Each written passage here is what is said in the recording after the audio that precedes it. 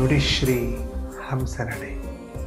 ಪ್ರತಿಮೆ ಸಾಲಿಗ್ರಾಮಗಳಿಗೆ ಏರಿಸಿದಂಥ ಹೂವು, ತುಳಸಿ, ಬಿಲ್ವ, ಗರಿಕೆ ಇತ್ಯಾದಿ ಭಕ್ತಿಯಿಂದ ದೇವರಿಗೆ ಶೃಂಗರಿಸಿದ ಇವುಗಳನ್ನು ಮರುದಿನ ಬಹಳ ಶ್ರದ್ಧೆಯಿಂದ ತೆಗೆದು ಒಂದು ಶುದ್ಧವಾದ ಜಾಗದಲ್ಲಿ ಇಡಬೇಕ್ರಿ. ನಿರ್ಮಾಲ್ಯದಲ್ಲಿ ಅದೆಷ್ಟು ಶಕ್ತಿ ಇದೆ ಅಂದರೆ, ಮಧ್ವಾಚಾರ್ಯರು ದೇವರ ಪೂಜೆ ಮಾಡಿ ನಿರ್ಮಾಲ್ಯ ವಿಸರ್ಜನೆ ಮಾಡ್ತಾ ಇದ್ದರೆ ಪೂಜೆಯನ್ನು ನೋಡಲು ಕುಳಿತಂತಹ ಲೌಕಿಕ ಜನರು ಒಂದು ವಿಚಿತ್ರವಾದ ದೃಶ್ಯವನ್ನು ಕಂಡು ಒಬ್ರಿಗೊಬ್ಬರು ಮಾತಾಡ್ಕೊಳ್ತಿದ್ರಂತೆ.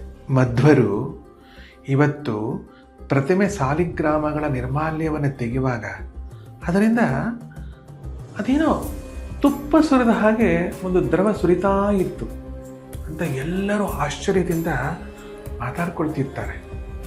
ಅರೆ, ಇದೇನಿದು ತುಪ್ಪ ಸುರಿತಾ ಇದೆಯಲ್ಲ ಹೂವು ತುಳಸಿಯಿಂದ ಅಂತ. ಆಗ ತಿಳಿದಂಥ ಜ್ಞಾನವುಳ್ಳ ಶಿಷ್ಯರು ಹೇಳ್ತಾರೆ, ಅದು ತುಪ್ಪ ಅಲ್ರಪ್ಪ, ಅದು ಅಮೃತ ಅಂತ. ಇವತ್ತು ಪೂಜೆ ಮಾಡಿ ನಾಳೆ ನಿರ್ಮಾಲ್ಯ ತೆಗೆಯುವಾಗ ಅದರಿಂದ ಅಮೃತ ಸುರಿತಾ ಇರ್ತದೆ.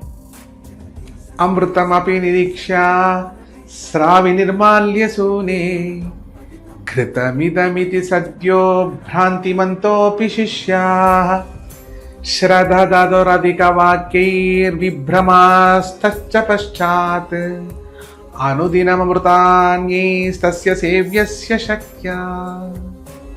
ಶ್ರೀಮನ್ ಮಧ್ವಾಚಾರ್ಯರು ಪೂಜೆ ಮಾಡಿದರೆ ಆ ನಿರ್ಮಾಲ್ಯದಲ್ಲಿ ಅಮೃತ ಇರ್ತಿತ್ತಂತೆ. ಅಂತಹ ವಿಶೇಷ ನಿರ್ಮಾಲ್ಯ ಅಂತಂದ್ರೆ ಜಯ ಶ್ರೀ ಮಹಾಕಾಲ ವಿಶ್ವಮಾತಾ ಗೋಮಾತಾ.